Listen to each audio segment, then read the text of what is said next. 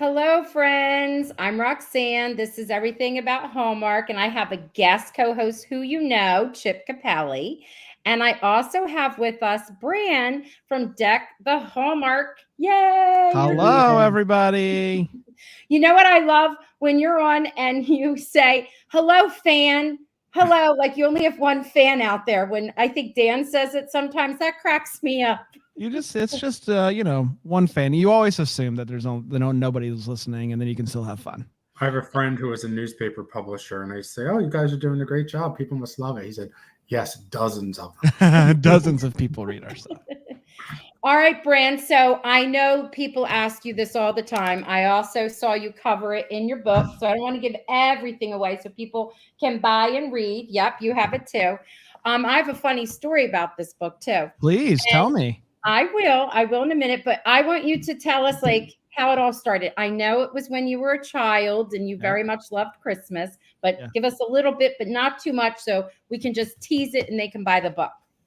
Oh man. Not enough. Not a lot, but just enough. Okay. No, as much as you want. Go ahead. I don't care. I've told this story a handful of times. I really just love Christmas. I love everything about it. Like I listen to Christmas music all year. It doesn't bother me at all. Me too. And I watch Christmas movies all year, and it's just my thing. And so when I discovered these movies, Hallmark Christmas movies, which was a handful of years ago now, 2014-ish is probably when I first discovered them.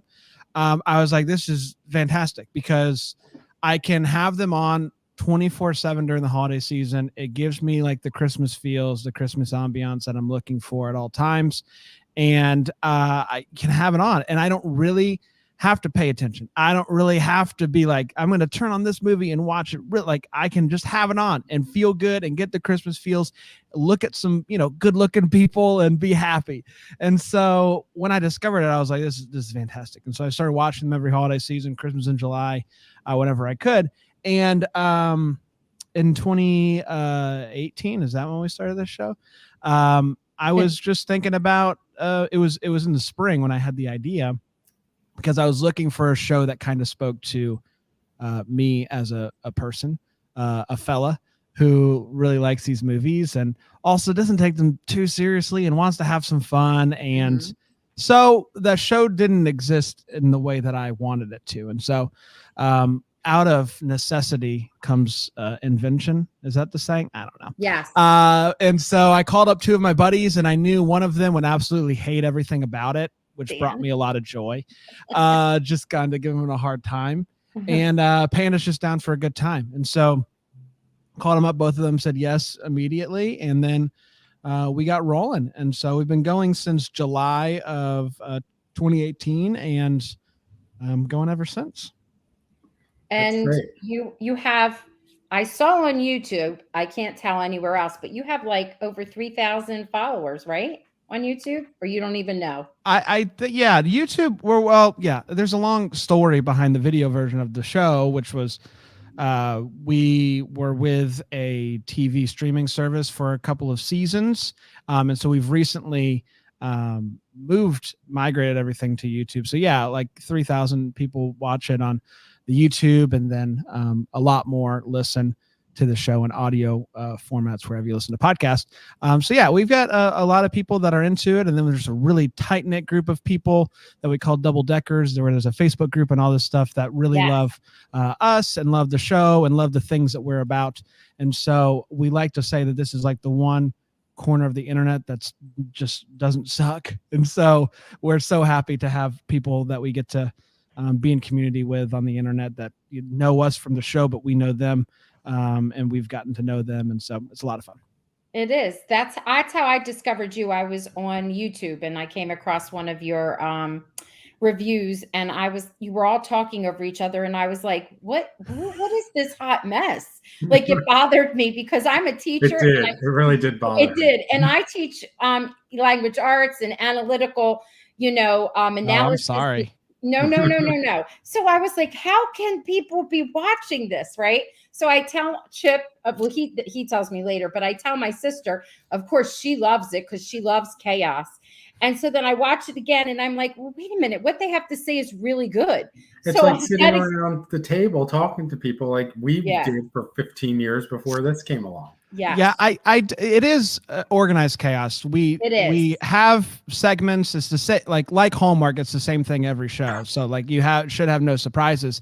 But at the same time, we also like to say that we're a comedy podcast that happens to cover Hallmark movies. So we try to make each other laugh. That's the point of the show for us. But it's also just three friends hanging out. And it was really exciting, and it meant a lot to us, especially over the past year, to get emails from people that were in quarantine and haven't been around people that were like, hey, I listen to your show, I watch your show because it makes me feel like I'm hanging out with friends, which is just, it meant so much to us that feeling that we're going for in the show is actually coming across to the listener, even if it takes a couple times to get into what we're doing, because it is, I don't know if it's a learning curve, so to speak, but it is a little bit of a different type of Hallmark show than the other ones that are out there, in that we're just trying to make each other laugh in the process. But that's I belong to a couple of these Hallmark Facebook groups, and people take it so seriously. They do. And I made a post the other night, and just a simple little post, and I'll tell you the details. 1,500 people have responded to it, and everybody's happy about it. I didn't do anything controversial. And not to, I'm hoping people are paying attention to their kids and their lives and their community and election day as much as they're paying attention to these damn Hallmark movies. Hey, we don't say bad words on I know. here. Well, I didn't, trust me. Yeah, man. We are not for everybody, because we don't take it that seriously. I really do love them. I watched one last night. I watched 5-Star Christmas just because I genuinely love it. Mm-hmm. And it's my go-to thing that I get good feels from. But at the same time, like the whole uproar over When Calls the Heart and who the pick was, and just like people just being so nasty about the decision. Like, it's a TV show. It's a TV show on Hallmark Channel. Like, just relax. Like, I don't get it.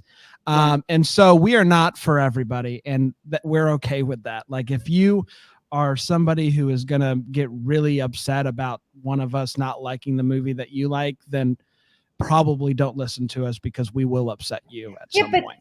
It's supposed to be fun and entertaining. That's when people get so. I worked in daytime television, which was different because the idea was to agitate the audience, sometimes to keep them tuning in.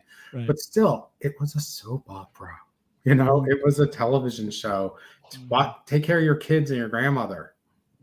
So that's good reviewing too. We don't want to say everything is wonderful, because then we're fake, and you're not. That's the best part. You're far from being fake, and you absolutely could see your friendship shine right through when you're on. That's what made me come back and say, oh, okay, I love this, because it kind of reminded me of my family. If the three of us, or if Chip and I, and add one more of our friends, was in a room, this is the kind of, we talk over each other. We would be saying silly things. And there's always one that doesn't get it. Like my cousin. Yeah. We get, Roxanne and I'll go on and on Sally doesn't, she's not a big Hallmark fan. She just rolls her eyes. Right. But, she's got her thing, everybody has their thing. Right. So that led to some happiness for you, because that's exactly what Chris said, who did your forward, right? Yes. Yeah. He was talking about, and I don't want to give it away because I really want people to read it, but he was talking about a really sad and bad day and horrible time he was having, so much so that he was actually knee deep in physical waste. And then he comes and goes home, goes inside, sees your message. Now, wait a minute, a direct message. This is the part that cracks me up. So you send him a direct message somehow on social media, and he actually opens it and reads it. That to me speaks volumes about him. And then he's all excited. He said he sort of was apprehensive about what you would say. But then now here we are, I don't know how many years later, and he's doing the forward of your book, right? Tell us about this. Yeah. It's really remarkable. Chris is a buddy of ours now. He's actually filming in Charlotte, which is about an hour north of us, and he's come down a couple times over the last couple weeks just to do the show with us and hang out. And it's just wild, because he's the best guy. But when we started the show, we just picked his movie first out of happenstance. It was Christmas in July, and this was a movie that was airing, and we were like, let's do this one. It did well last year in the ratings, and so let's do this. And we picked it, and just thought that he was a cool guy in the movie, and so yeah, I slid into the DMs, as the kids say, and was lucky enough to get a response, and he took a risk on us, and he comes on our show all the time and is just the most giving, the most generous. And I think that's what people gravitate towards, like why people love Chris and why people love Tyler Hines and a bunch of the other people that are regular staples on Hallmark, is because they've made themselves available, virtually on social media, but still you feel this connection to these people that are in these movies continually and on social media, kind of going back and forth with the fans. Like, they are really cool people doing cool things, and they're also making these really cool movies. And so it's been really great having those guys around. I think it's really interesting. Back in the day when I worked in television, one of my jobs was to answer fan mail for the actors. So it was pre-internet, so it wasn't that immediate thing. But you'd I was the secretary. Roxanne was my secretary. You'd have a running correspondence with certain fans, and then once or twice a year you did a fan event. You see people that become part of your life. There's a woman whose 80-year-old mother was a fan, and I met them at an event. This woman Sheila is one of my closest friends. It's just so funny how this world, this fictional universe, just brings people together in a way that you never would have. It really is. It really is awesome. And I mean, the podcast has made that possible, like, both ways. Like, yes, we get to have really great conversations and relationships with these actors, but then also people that listen to us, we've been able to build relationships with them.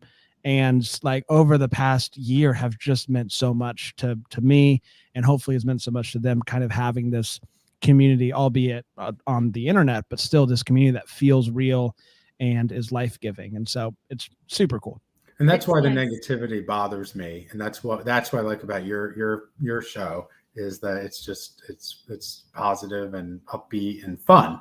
Yeah. Well, we hope so. I mean, there's, a lot of people that would say that we are a negative podcast, and because, sometimes we say no, and that's, it is what it is. And so there's lots of podcasts. If all you want is this movie was awesome, there's a lot of really great podcasts that are out there that you should definitely listen to.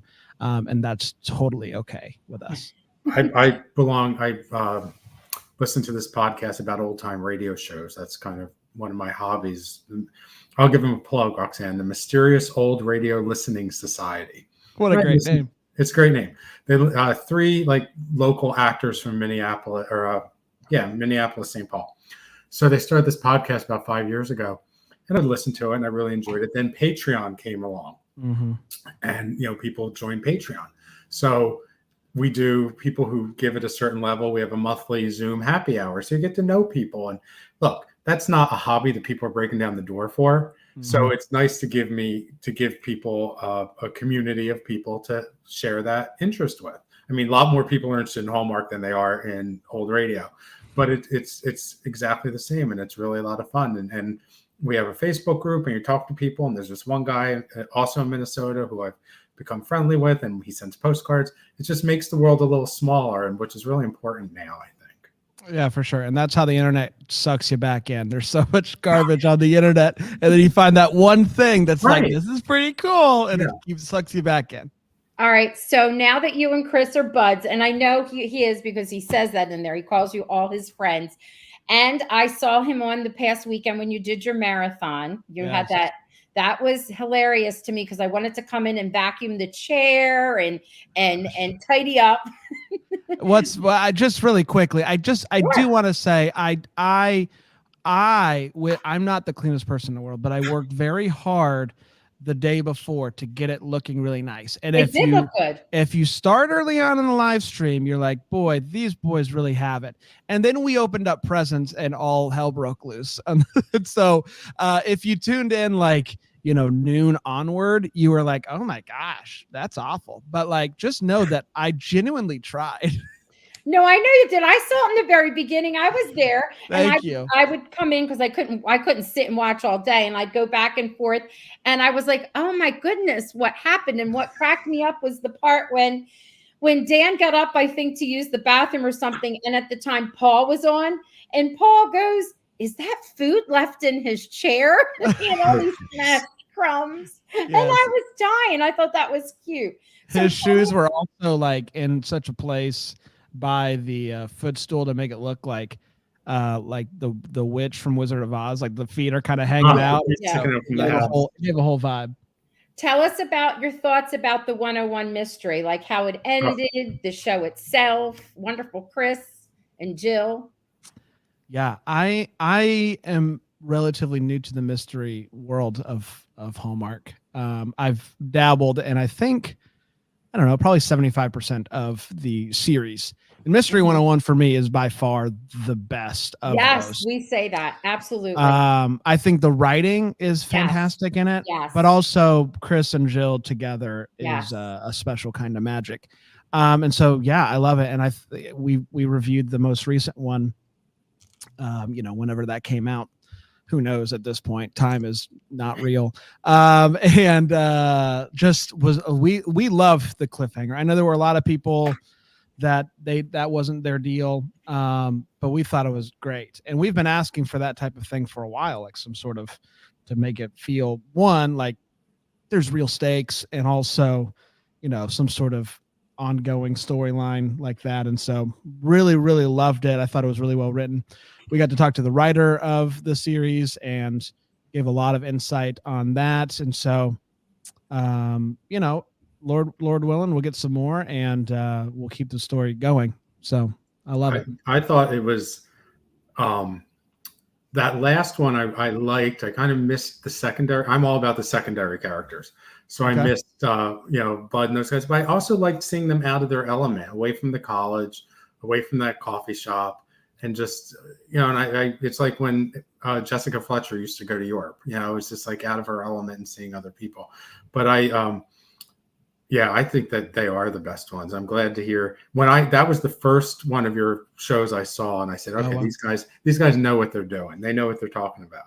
Yeah. I mean, I think Chris is just a really great actor in general, but like to your point, the secondary character is great. Like Robin Thomas, who plays Jill's dad, is just so good. Like I wish he was in more stuff, because I have a whole thing where in my head, of course, where a lot of things live that aren't. This is good. Go ahead. Where there's, and I don't know, I understand how rights work and crossover. Everything. It would be great if they crossed over with Aurora Teagarden, because it just fits. Because Aurora could have been Amy's student. He could have gone to the academy with Arthur and Lynn. Lillian could be a big fan of Graham and have a crush on him, and her and Mary Lou Henner can fight over him. And I just, and that's what I do between movies. It's great. I love that. And then I also want my very favorite Hallmark couple, who I put a post up of them the other day, and I said my favorite Hallmark couple, and I have 1,500 likes. Frank and Maxine from Christmas Detour. Mm-hmm. I want them to be everybody's neighbor. I want it just to be a running gag in Hallmark movies that this is the older bickering couple next door, is Frank and Maxine. Just show up. I love that. And then today I had an idea where they do a movie where there's a young woman who's widowed, and she has a couple kids, and and her parents are Frank and Maxine. There's I love it. And they're both great character actors. I mean, these Canadian character actors that we would have never known, Hallmark has given life to.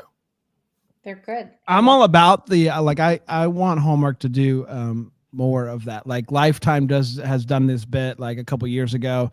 They worked this Winter Storm Megan into a lot of the movies. And then last year they mentioned Jimmy Fallon's name in a bunch of the movies, and it just became like this ongoing gag. And I would like to see some of that crossover stuff with. Do you remember the olive oil movie?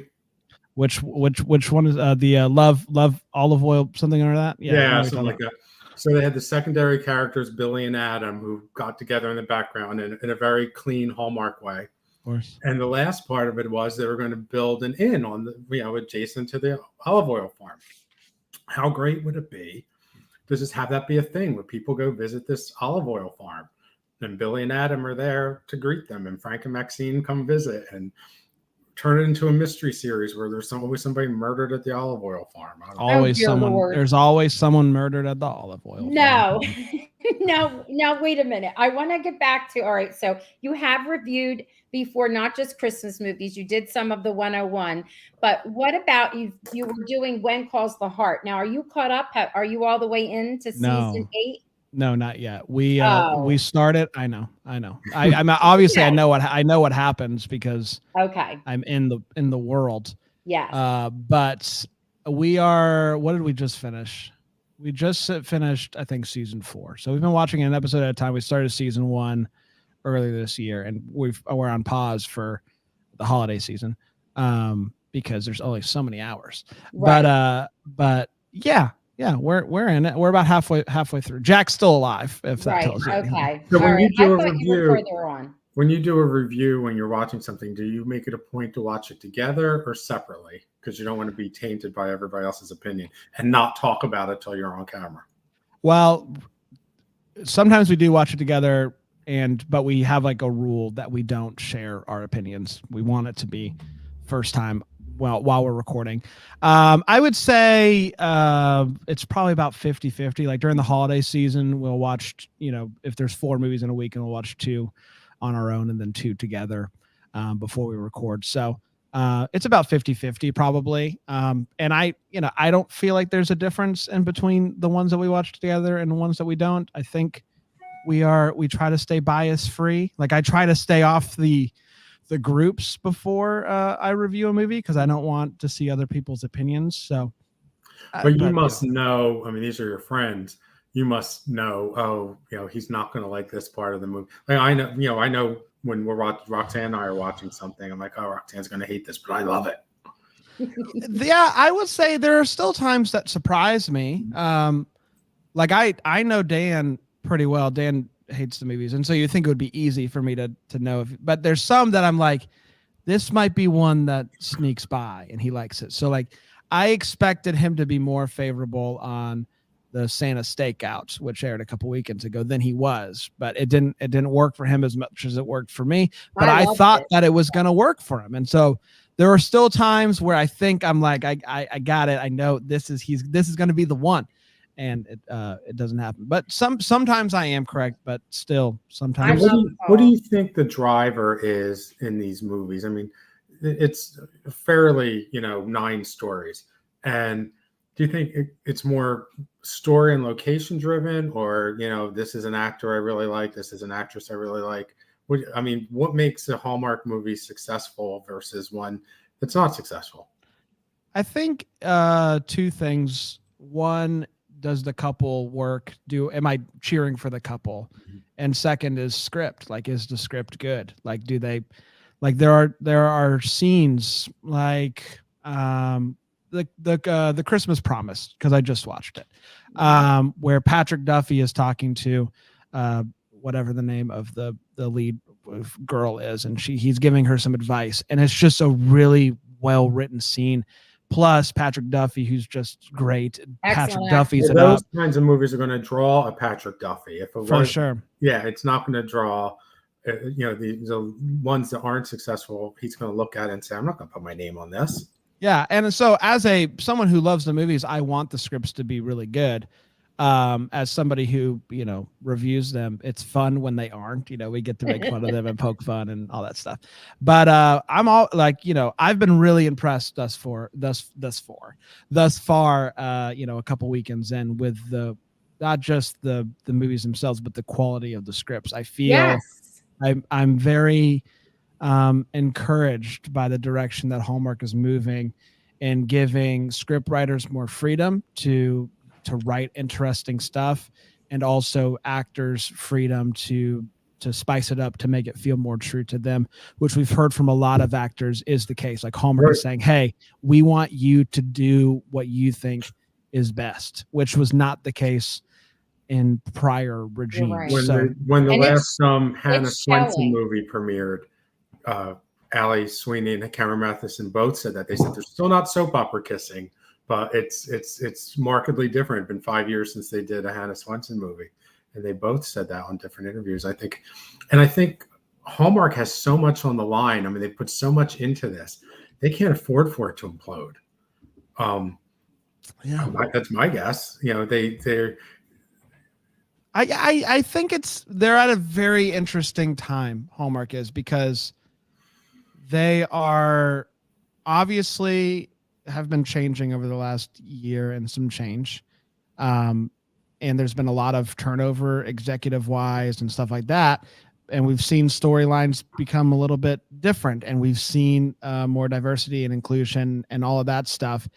And I think like Hallmark has a lot to lose in that regard too.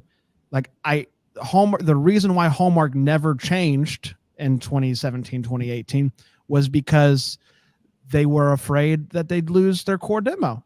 And so let's just do a little bit just to make the critics happy. But then we can still make, like, they're trying to walk this line where I feel like now Hallmark is like, you know what? We're going to do what we think is right. And we're also going to try to make good storylines, and it can still be family friendly. So I think they're trying right now, and I applaud them. I applaud them for that. Hold on. Bran, I wanted to ask you, because you were talking to me, you were talking a few minutes ago saying you were impressed. I was too. Which one impressed you the most so far? Because I know that you've watched all of them. So which one? I will say I'm watching. We're recording tonight, and I'm watching the Christmas sale tonight. So I haven't seen that yet. Oh, okay. And I'm very excited about that one. I will say I think Crashing Through the Snow from Christmas in July is still the best one of the year. Me too. Me too. Love that. I reviewed that. I sent that in to you. Go ahead. Yes. So it's so good. I love that movie. I think the leads were non-traditional. Like she just let Bran finish, Chip. Thank you. You're doing Go a ahead, great. Bran. I can do this all day. But of the ones that have premiered so far, I think it's going to be. I think The Christmas Promise is my favorite so far. Okay. I thought that whole thing with the conversations happening in two different ways, over text and then in real life, and those end up merging because you figure out who it is. Like last year, Delivered by Christmas kind of had a similar thing, and I really love Delivered by Christmas. So it could be just that trope works really well for me. But I also thought that was really well written. Patrick Duffy always does it for me. Like he was in a movie with Kelly Pickler, and I still ended up liking that movie, which is a testament to Patrick Duffy and Tyler Hines. So I think that's the one. But I've been very impressed. There hasn't been for the most part, I think they've all been really good. Yes, different but real, but good writing, definitely. And even so, when they introduce some of these newer, younger characters, actors rather, who haven't honed their craft yet, you can tell. And I feel like it's not authentic enough. And when you're paired up with someone like Tyler, or Patrick Duffy, it kind of stands out even more. But that's not happening so much this time. I noticed it more last year than this year, which is like, yay for me, because then I still stay inside the story. Sure. But let's talk about what was it? It was the mistletoe secret, what you just mentioned a minute ago. I think so. Right? Yes, the mistletoe secret. Okay, so I read in the book because you have your cute reviews, and what do I say about that movie? Go ahead, look it up. Do you know where it is? I'll look at. Do you have it marked? I do, but you can find it. I know how this book works. Mistletoe secret. 167. Page 167. I got it. I'm going to show them while you're looking, like I'm in class. So it's cool. Yeah, listen, when we review a lot of movies, and so I genuinely there are some of them that I forget, but my memory is correct with this one, which I say love it, but please stop casting Kelly Pickler, which seems to have happened. So great. Listen, I am all about what's her name that did the movie? Also, Tyler apparently just does Roadhouse Romance. Roadhouse Romance. I thought she was kind of pretty delightful. Like I liked her. Yeah. So I'm not opposed to doing the thing where you take somebody who is I'm excited for Jordan Sparks' movie. Me too. So I think it can work. This was a perfect example of it clearly. Like it clearly wasn't working on the Yeah. screen, like with what was Graceland.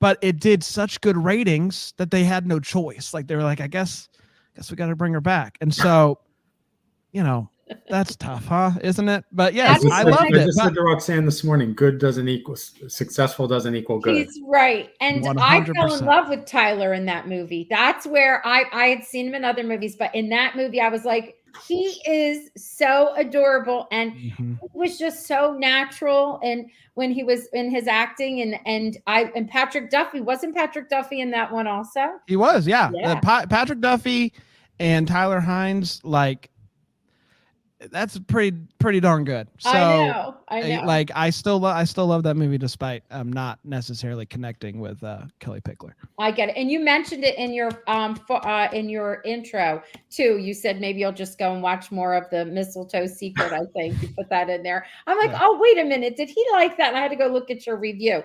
Tell us about your book and how it came about. And then I'll tell you my quick story about it too. Please do. So this book has been in the works for a couple of years now.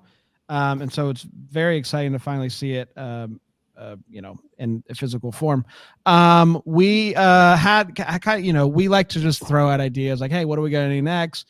And the idea of writing a book naturally becoming New York Times bestsellers, because of course, was like, that'd be fun. That'd be a fun thing to do. But we had no idea, one, how to do it, what form it should be, and two, how to get a book published. And so we contacted our friend Alonzo Duralde, who is a film critic for The Wrap, like real film critic, who also happens to love these movies and also happens to have already written a book about Christmas movies. We're like, if anybody can help us, it would be Alonzo. And so we told Alonzo that we'd like to do this. He was like, let me give it some thought. And he came back with this idea of he knew exactly how it should be structured and what it would look like. And so we were like, all right, let's try to sell this sucker. And so we met with a couple of publishing companies and ended up going with Running Press. And that happened in the fall of 2019. So it's been a process, so we had to have, everything in by, I think springtime of last year or something like that. Like it's just been, and then, it just takes a while to get everything. And I don't know how books work, but, and then it got pushed back a month because of shipping stuff, like they were shipping from China and whatever. So, but it came out, which is very exciting. There's a lot of stuff that is not coming out because of shipping things. And so we're very lucky. And so I'm so happy with how it turned out. Like it's better than I could have possibly imagined. And there were thank you. Like when I held it, in my hands for the first time, I was like, it's bigger than I thought it was going to be, but it's also it feels really good. It works exactly how we wanted it to work, and that you can keep it by your TV when a movie's on. You can open it up, flip it open pretty easily, figure out where the movie is, just get a quick, hot take of what we think about the movie. And so it accomplishes everything that we wanted it to accomplish, and it looks pretty darn good to have around, as Christmas decorations by your TV and stuff like that. So yes, we're very pleased with it. Right along with my copy of the Christmas Carol. Did you have to I love the name. The name cracks me up because it's like the name of your podcast. I'll be home for Christmas movies. That's cute. Who thought of that? Oh gosh. That's a good question. I'd have to go back and look. I want to say we threw out a bunch of names to the publishing company, and that's when we landed on. But I'm just going to assume that Alonzo came up with it, because if it's a good idea, it's probably him. Now, I'm looking through here and I see that you have actual photos, like pictures, things. I'm going the wrong way, from the movies. So did you have to get the blessing of Hallmark and Crown Media to use those? No. They license out their photos to a couple of different companies that then you can license from. So we went through a company called Photo Fest, I believe. And so you go to them and you pay for the rights to use the pictures, and then Hallmark, I assume, gets a cut of that money. And in short, no, we did not have to get a blessing. You did it the right way. Listen, the photos are legal. Yes, You they do are. not have you do not have an illegal book. No, I believe you. I was just curious how you went about it, because not like what happens is a lot of people, when they make videos or put things up, montages, whatever, on YouTube and social media, they don't realize that it's copyright infringement, and then sometimes people get away with it because there's just so much out there, and then some don't. So that's nice tidbit to understand. It is interesting. Like with YouTube, for example, you can use clips if you're commentating over top of them. And so, but with like, you just have to get the rights. And so there's, a longer answer to the question that you asked that we're not going to get into, but we did it.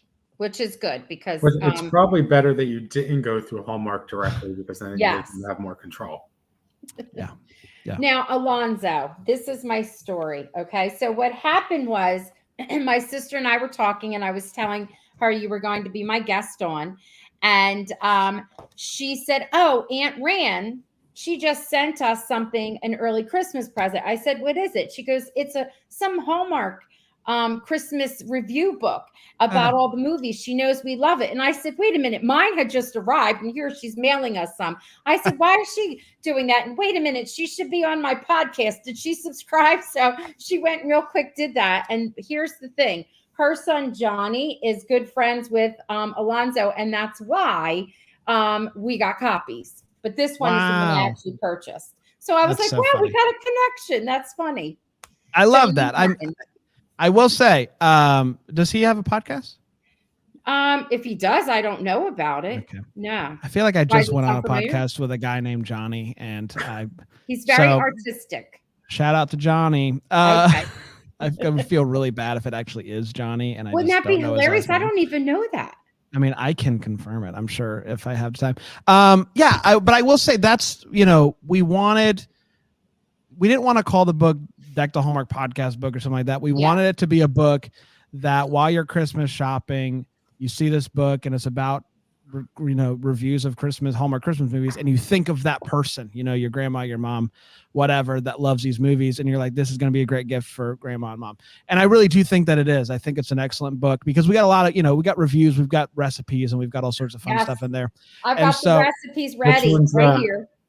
Oh yeah, that's the frozen hot chocolate, which, by the way, there's an excellent video of Panda making those on Good Morning America Live, and he couldn't get the marshmallow fluff out of the thing, and it's just an awkward video, and it's great. I love it. That's great. So if you want a more visual of that, you can go find that on YouTube. So I'm sure my cousin Kathy's going to be getting me this book for Christmas. I hope so. If we are doing, she's going to see it in the store and say, "Oh."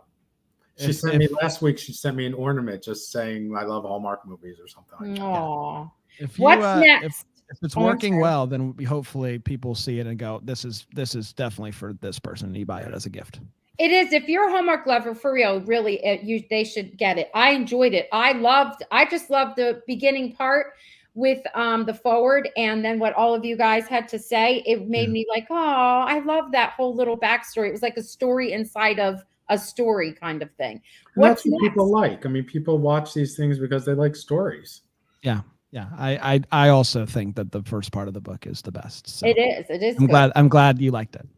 Now, Bran, tell us what's next. What are you doing? Tell us, what are we looking for?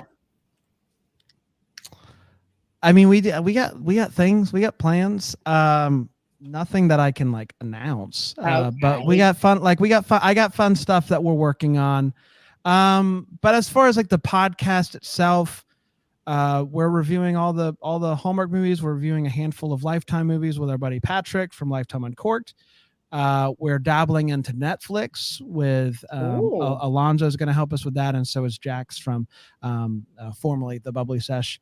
And so we've got we have episodes coming out Monday through Saturday every week during the holiday season. So we're busy, but I love it. It's the best time of the year. It does not I'm just excited. I will be, I'm sure come Christmas, I'll be happy that for a break, but a lot of great movies on the pike. So I'm very excited. When you mentioned Lifetime and Netflix, it's interesting because people do like to make light of, Hallmark Christmas movies, but all these other people are trying to follow suit. Or jumping in. Netflix. Yep. I mean, I saw trailers for a couple of Netflix movies. Yeah. I just there's one coming out on Friday that I just saw a screener for, and it's really great. So there's a lot. It's fun. It's a fun time to be a made-for-TV Christmas fan because there's just no shortage of stuff. There's new networks out there and all sorts of stuff. So it's fun. I'm going to put some questions up if that's okay with you. Sure. There's only a few, and then there's some nice comments. This one is from Tia. I'm going to show that one. You can see it up here. It says, have you ever heard from an actor or crew member when you've given maybe a not so positive review? Yes. And I can't share those stories, but that's okay. We're good. So it does happen. Yeah, it's happened twice, 2 times. Oh, okay. That's nothing. All the movies you've reviewed in all these years, and it's only happened twice. I'm sure there's others that have been upset, but only 2 that have. And I will say one that has voiced it, another that we heard from through the grapevine. So, only one directly. All right, this is a comment. And she's saying, I watched The Christmas Promise 2, and it was good. And I find that the drama and the mystery movies are a little less cheesy. And I agree. Don't get me wrong. I like those as well. And what do you think? You're thinking you see, especially in the writing between the 2 channels. What do you think, Bran? Yeah, I do agree. I'm also interested to see what the future of the Mysteries channel looks like. And I say that just because of what they did during fall, which was they had a new movie every weekend during fall, but they weren't mysteries. They were more like what they do during the holiday season, where it's just like more dramatic storytelling. Yeah. So I don't know if they're moving more in that direction and less away of the mysteries, or if it was just something that they were trying out. So I'm interested to see the future of that network and kind of the type of stories that they're going to be telling. I thought it was interesting that they premiered a lot of the new mysteries over the summer when less people are watching television. I mean, there's like Mystery 101, Aurora Teagar, and Hannah Swenson like 3 Sundays in a row. And yeah, I mean, people are on vacation. The nerd in me that cares far too much about this stuff, like it makes you wonder, like, were they just trying to get those out of the way so they could kind of pivot the focus of the network? I don't know. I don't claim to know, but it's just something that I think about. So do you have any, like, a favorite story that you wanted to share or can share? Like, you've interviewed quite a few actors, and is there someone that you wish you really would like to get on your podcast and that you haven't? And also someone that's been on that you have, a good story? Well, I will say, like, we've never interviewed any of the big 3 like queens that you think of. So no Candace, no Lacey, no Danica. And, that's okay. Like, they don't, why would they, type of thing. Like they have such like big careers, and they don't need to be doing press for movies, especially on podcasts with 3 jokers. And so it doesn't bother me. We've interviewed a lot of amazing people. I think one guy that comes to mind that we've never interviewed that's like a Hallmark staple is Mark Blucas. I think Mark Blucas is just a delight, and I really like him. And he's also just like, lives on a farm and like just doesn't care. So I'd like to talk to that guy because he seems like a cool dude. And as far as stories go, anytime I get to talk to Chris and Tyler and just hear their stories from set and just hear them talk, it's great. I love talking to Michael Rady, who's just a great dude and just really fun to talk to. I love Nikki. I love Ashley Williams. There's so like people that have come on our show continually. Those are my favorite. The people that we have a really good rapport with and like us and we like them. Those are my favorite people to talk to. They share really good Ashley stories. Williams is great. The next time you talk to her, I worked with her about 25 years ago. She was a teenager on As the World Turns. So I don't know if she even acknowledges that part of her career, but she was just a sweet young lady. Her mom was nice, and I'm so glad she's done well for herself. I love that. I like when you have them on, because you can tell that you're comfortable, and then the conversation is like more of a personal chat, and I feel like we learn more than when it's more like of an interview type thing. It's like me as a viewer, it's more entertaining. I get way more out of it. Like, when Paul Green, because he has the relationship with all these actors, they feel so comfortable, and as he is, doing his little spiel, sometimes he just gets up and says, I have to use the bathroom, and goes and comes back. That cracks me up. But they really get into deep conversation and share like a lot of things. Sometimes I'm like, gee, I feel like I was just at a therapy session. It's good. It's good when you have a rapport. That says a lot about their level of trust for you three guys, which is a nice thing. Yeah, we really do love it, and that's the goal. The goal is to have a conversation and not an interview. And so, like Erin Krakow comes to mind. Like, she was hesitant to come on the pod just because I love her.